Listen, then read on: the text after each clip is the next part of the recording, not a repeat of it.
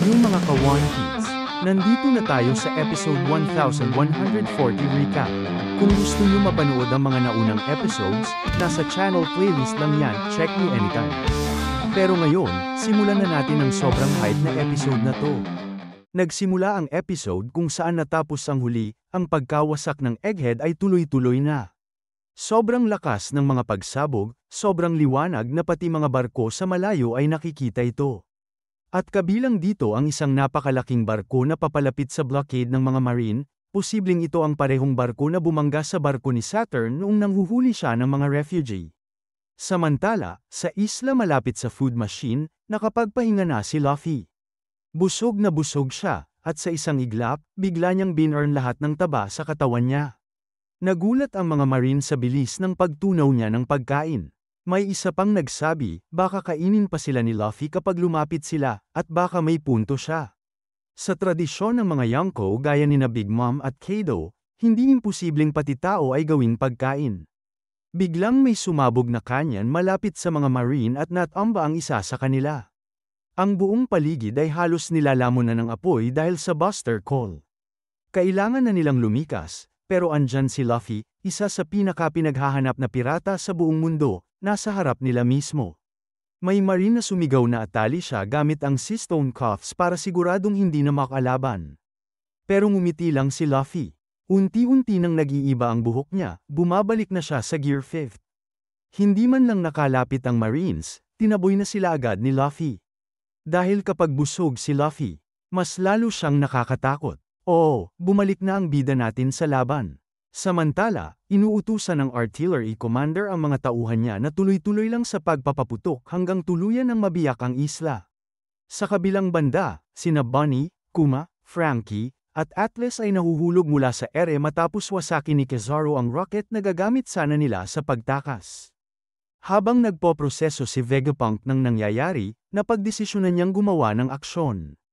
Ginamit niya ang communicator at tinawagan si Atlas, na nasa ere pa rin malapit kina Bonnie. Sa puntong yun, iniutos ni Saturn sa mga pacifista na magpaputok ng laser. Pero nakalusot ang tawag ni Vegapunk.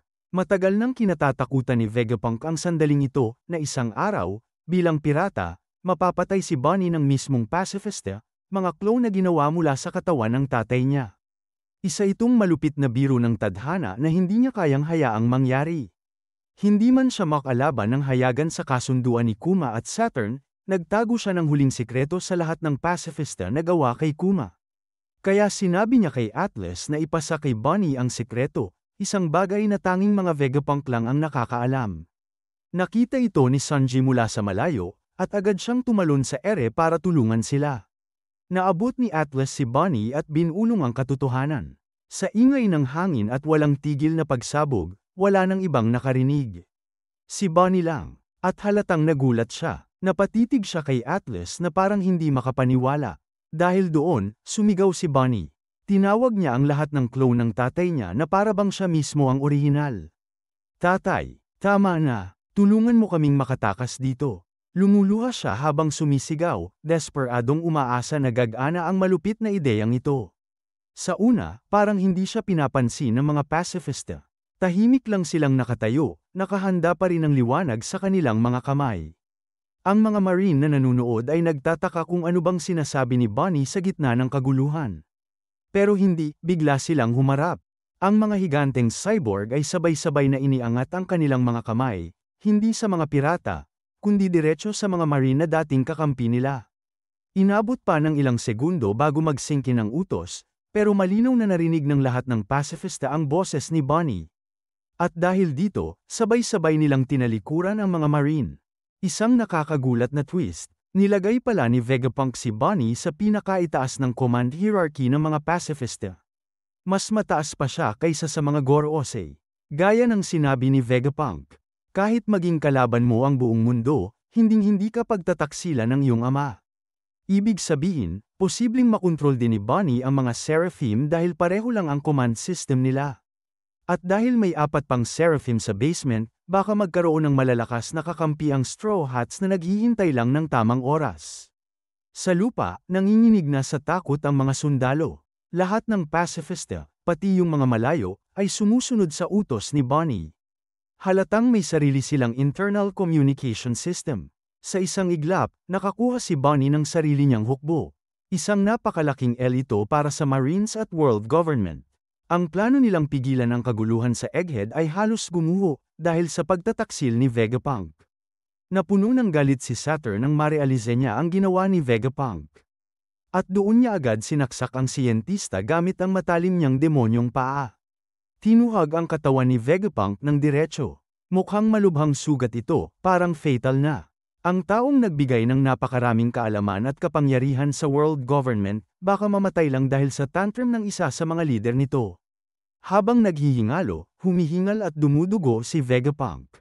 Napasigaw si Bonnie, hindi makapaniwala sa nangyari sa pinakamalapit na kaibigan ng kanyang ama. Si Frankie naman, napatulala, walang magawa habang bumagsak ang katawan ng idolo niya sa sahig.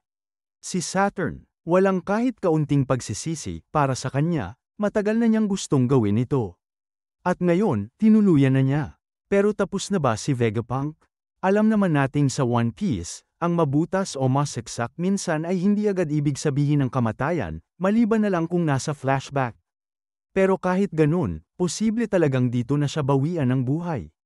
Galit na galit, inutusan ni Saturn si Kizaru na tapusin na sina Bonnie at ang iba pa. At agad namang kumilos ang Admiral, wala nang pag-aatubili. Sa bilis ng liwanag, sinugod niya ang mga nasa ere, pinasabugan ng mga light beams. Tinamaan sina Sanji at Frankie, dumyugo sila agad. Kahit tinangka ni Sanji na seluhin ang isang beam, tinuhag din siya ni Kizaru. Napalapit si Kizaru, hawak ang kanyang espada ng liwanag gamit ang dalawang kamay, handang ibagsak ang isang napakalakas na tira. Pero bago niya maibaba ang espada, biglang narinig niya ang isang pamilyar na tawa. Bago pa siya makalingon, dumating si Luffy mula sa likod, isang Gear 5 punch na puno ng haki ang tumama sa kanya. Natulak si Kizaru sa ere, naputol ang kanyang atake. Nagulat si Bonnie sa biglaang pagsalakay, habang bumabalik ang nabatak na kamay ni Luffy sa kanyang katawan. Nakatayo na si Luffy ngayon, nakatawa, puno ng lakas. Ginawa niyang goma ang lupa gamit ang kanyang awakened fruit powers, dahilan para ligtas na makababa ang lahat. Sinalupa ni Kuma si Bonnie para hindi siya masaktan. At sa gitna ng lahat ng ito, muling umalingaw sa buong Egghead ang Drums of Liberation. Oras na ulit para sa kasiyahan. Tahimik na nakatitig si Saturn kay Luffy, halatang nabigla. Pero wala pang komento mula sa kanya tungkol dito. Makikita si Kizaru na nakaupo sa lupa, hawak ang kanyang ulo matapos ang suntok ni Luffy. Buhay pa rin siya, at oo, mas malakas si Luffy, pero matibay pa rin si Kizaru. Samantala, dali-daling tumakbo si Bonnie sa tabi ni Vegapunk. Pinipilit niyang bumangon ng matanda, magtatapos tayo rito kung hindi ka tatayo. Pero sobrang dami na ng dugo na nawala sa kanya.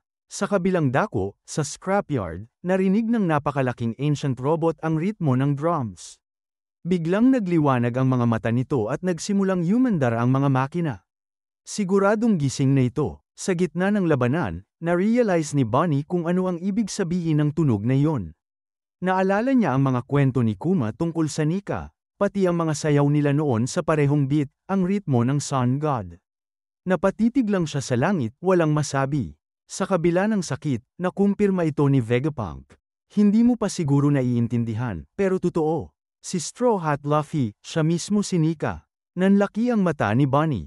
Ano, dagdag pa ni Vegapunk, tama si Kuma. Kahit mag-buster call sila, walang silbi yun. May mga tao sa mundong ito na ilang siglo nang naghihintay sa kanya. Ang buster call ay maliit na bagay lang para sa Sun God. At panahon na para lumabas ang kanyang mga kakampi. Lumipat ang eksena sa northeast coast ng Egghead. Naiulat ng Marines na may dumarating na napakalaking barko. Nakilala nila agad ang Jolly Roger, mula sa kasaysayan pa. Akala ng lahat, matagal nang patay ang crew na yun, mahigit 100 taon na ang nakalipas. Pero heto sila ngayon. Hindi bumabagal ang barko, diretso itong sumasalpok papunta sa mga warship ng Marine, handang durugin ang mga ito gamit ang laki at bigat. Nag-utos ng atake ang nagpapanik na Marine Commander, pero ano bang magagawa ng mga cannonball laban sa mga giant warrior pirates? Oh, tama ang iniisip nyo, sina Dory at Brogy, ang co-captains ng Elbaf, narito na, at dumating sila para sunduin si Straw Hat Luffy. Sumisigaw ang mga Marine, Fire, Lintik. Bakit nandito ang mga higanteng mandirigmang pirata? Pero grabe, ang sagot ng mga higanti, sobrang solid. Sabi ni Brogy, tingnan mo sila, Dory.